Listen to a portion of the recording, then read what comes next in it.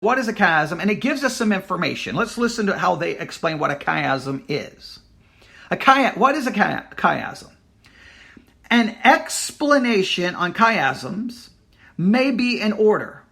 A chiasm is a literary structure which emphasizes a word or thought by way of highlighting the center of a series of brackets. All right, let's read that again. An explanation on chiasms may be in order. Yeah, I would think so, since this whole booklet, I guess, is trying to make an argument for that all of these are chiasms. Okay, so I agree. An explanation on chiasms may be in order. A chiasm is a literary structure which emphasizes a word or thought by way of highlighting the center of a series of brackets. Chiasms also associate the items that compose the bracket pairs. The associations may be identical, similar, or contrary. Let me read this again. A chiasm is a literary structure which emphasizes a word or thought by way of highlighting the center of a series of brackets. Chiasms also associate the items that compose the bracket pairs. The associations may be identical, similar, or contrary. All right. Now, the first thing I see when I read that kind of thing in a booklet just sent to us randomly is, wait a minute. They offer some explanation of what a chiasm is, but guess what they do? They don't tell me if they're taking that. They don't give me a source, right? That's the authors, whoever this author is. It's their explanation of what a chiasm is. There's no footnote. There's no, here's the source from which I derived my definition. Clearly, they didn't create the definition. They had to get the definition, the idea. Now, they may have taken the definition and put it in their own words, but that makes me skeptical. Where did you get this definition of a chiasm? What source are you using? Where did you derive this from? And so, I always have to... that always makes me skeptical when you receive anything. And that's the way you should read. If someone's going to tell you, hey, I'm going to build my entire argument on this idea of chiasms in the Bible. Here's my explanation of what a chiasm is. I need to know, is this an authoritative explanation of what a chiasm is? Does everyone agree with your understanding of a chiasm? Let me read it again. I just want to make sure we have this author's understanding. A chiasm is a literary structure which emphasizes a word or thought by way of highlighting the center of a series of brackets. Chiasms also associate the items that compose the bracket pairs. The associations may be identical, similar, or contrary. Now, and that's it. That's their explanation. Now that kind of leaves the reader going, do I really know what a chiasm is? How do I spot it? I mean, it's not giving me a lot of detail. Here's what they do. An example of a chiasm is Genesis chapter 9, verse 6. Genesis chapter 9, verse 6, they claim is an example of a chiasm. All right. If you have a Bible, open up Genesis chapter 9, verse 6. I'm going to read it as they have it printed in the booklet. Whoever sheds the blood of man by man, his blood shall be shed. All right. Now I'm reading it I'm emphasizing it because they have it broken down in different lines because they're trying to show you the chiastic structure, right? So let me read it again. Genesis 9:6. This is what they have, and they have this in quotation, so they're quoting from the scripture here, right? And this is the way, and again, they're saying this is an example of a chiasm, a chiastic structure in the Bible. Genesis 9:6. I'm going to read it the way they have it printed. Whoever sheds the blood of man by man, his blood shall be shed. All right. Now, if you know what a chiasm is, if you know a chiastic structure, you may be able to kind of figure out what that is referring to. You may be able to see what exactly that is discussing there, or whatever, that you may be able to see what they're talking about if you have an idea what a chiasm is or chiastic structure. Maybe their explanation of what a chiasm is will help you understand that, or maybe not. But let's continue, because they provide some more information. Genesis 9:6 is now I'm going to read this out for you.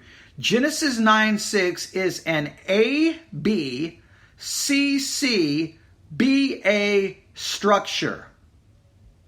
Genesis 9:6 is an ABCCBA structure. Now, when they say structure, they haven't used the term here, but they're referring to a chiastic structure. A chiasm, right? And they're saying that Genesis 9:6 is an ABCCBA structure. All right. Now, again, they sent this just to random people. And so this is self-contained, right? I mean, this is how I'm supposed to understand. Their entire argument is they're going to make about Canaan's curse is based off what they're referring to as a chiasm or a chiastic structure. And this is all they have. All right. And so I think it would be interesting to see if you handed this to a normal person in a church, would they even have a clue what's going on here, or would they be completely confused? I don't know. Let me read that again. Genesis 9:6 is an ABCCBA structure. All right. Now, they don't use the term chiastic structure, but that's clearly what they're referring to. All right. Genesis 9:6 is an ABCCBA structure with shed as A. So in this ABCCBA structure, shed is A, blood as B, and man as C. Maybe the reason man is in focus is because he is made in the image of God. All right? Now, I don't know if I need... I mean, this whole thing, this is... And the reason I'm going through this, right? You may be going, why are you even dealing with this? Here's the reason why. And we have to kind of stop here before we go through this rest of this explanation. This is important because I want to make this practical. There are so many people in our world who picks up the Bible and they come up with all kinds of ideas and we'll call them novel interpretations. In other words, they'll have some like novel ideas, some novel interpretation. They'll build an entire group, an entire church, an entire denomination, an entire cult based off their little novel understanding of one scripture or a couple of scriptures. Let's give you a modern day example. Harold Camping. Harold Camping was the former president of Family Radio. All right. Now, I recommend Family Radio all the time. Harold Camping has since passed. They have kind of repented and changed and turned from all of his teachings. But I was listening to Harold Camping way back starting in 1990. All right. I was a student at the Family Radio School of the Bible. All right. I listened to everything and I saw the transformation of what happened. Here was a radio station that was very much entrenched in traditional Reformed theology. Their understanding of Scripture was definitely viewed from a lens of Reformed theology. And over time, Camping started turning his focus really to eschatology. And he kind of did away with his Reformed amillennialism, and he started creating kind of a new kind of understanding of eschatology. And it was kind of a mixture of a lot of ideas. I don't want to go through everything. I've got all of his books in my closet somewhere. I think most of the books have been removed from, you can't find them anymore. But I think the books this is why you don't ever want to destroy history. I think there should be a section on Family Radio going, this is what we used to teach, and here's all the sources. Because people, by going back and looking at what people did to the scriptures, we learn not what not to do in the future, but that's a whole different discussion. So basically what happened is he wrote a book called 1994. All right. And he made a prediction that basically the end of the world was going to happen in 1994. And of course it did not. Then he moved the prediction to 2000 something. I don't remember, 2011 it may have been. I don't remember what year it was. That, that there was the way the world was going to end. And of course that did not happen. In the middle of making predictions for the end of the world, he also came to this very novel interpretation of the Bible that the church age had ended. That the corporate church in the world was now under the control of Satan. And basically being a member of a church was synonymous with taking the mark of the beast. So all Christians were told by him on Family Radio to leave their churches, and now their new church would be Family Radio. Like if you wanted a church, you listened to Family Radio, right? Or you could form together in groups, who now bought into the teaching of Family Radio, but you couldn't call yourself a church and you couldn't act like a church. Or you could go find Harold Camping in his group. It was just bizarre. And along with this, there was a number of other teachings he started changing. I mean, there was just one teaching after another, but there are all these very novel teachings. And when you would read his books and his explanations for his doctrinal positions, he was using the scriptures. And he claimed that the scriptures and the scriptures alone were the final authority.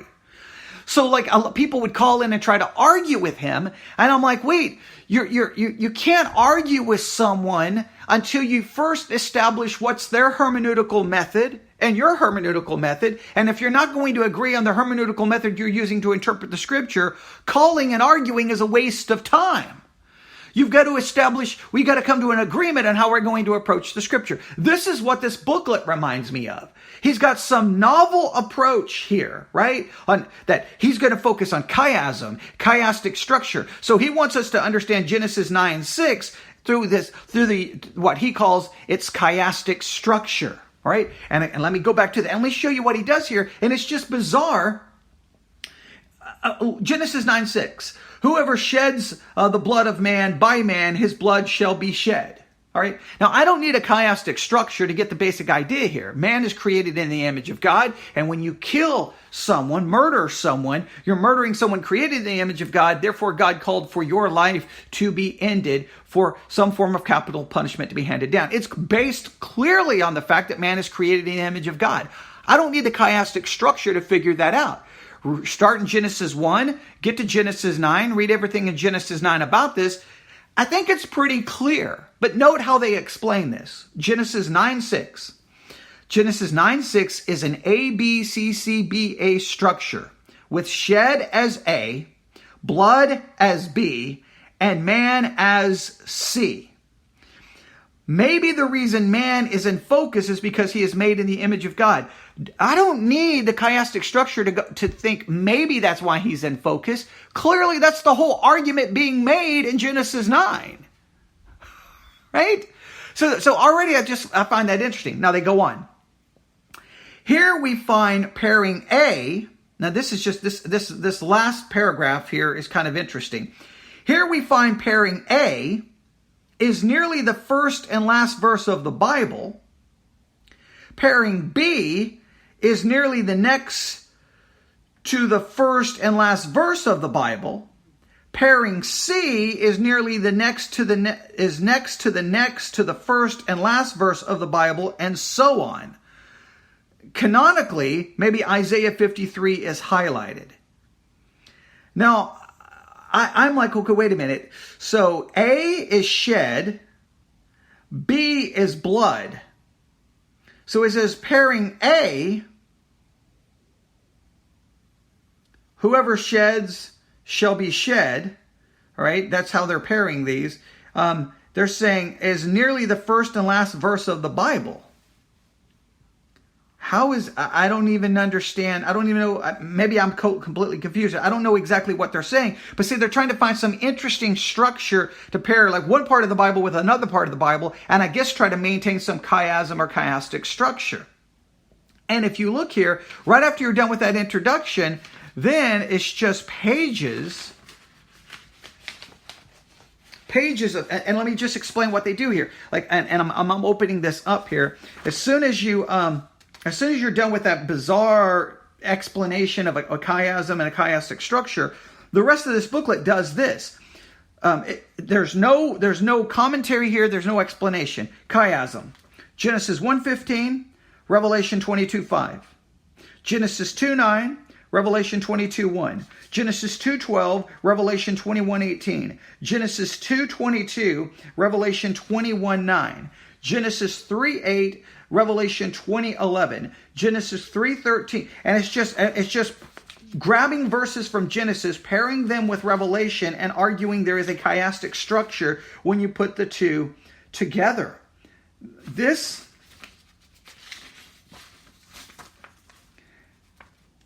And then they come over here to Noah's wife. I don't know